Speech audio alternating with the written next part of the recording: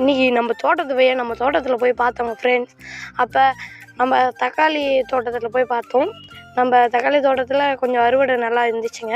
இப்போ பாருங்கள், இந்த தக்காளியில் சூப்பராக இருக்கும் இந்த தக்காளி. இப்போ அறுவடைக்கு தயார் நிலையில் இருக்குது. அறுவடை பண்ணுறோம். இன்னும் ஒரு 2 நாள் அறுவடை ஆகிடும் இந்த தக்காளி எல்லாமே. இந்த தக்காளி எல்லாம் அறுவடை ஆகிடுச்சுன்னா இந்த எல்லா செடியிலும் இருக்கிற தக்காளி எல்லாத்தையும் பார்த்துட்டு, அதாவது நம்ம தோட்டத்தில் இருக்க எல்லா மிளகாய் செடியும் பார்த்துட்டு, நம்ம அண்ணன் ஏதோ பண்ணின்னு இருந்தாருங்க.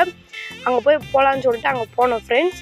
அங்கே போய் பார்க்கும்போது குழி தோண்டின்னு இருந்தார். எது குழி தோண்டின்னு இருந்தாருன்னு தெரில. அது திரும்பி பார்த்தா கிழங்கு.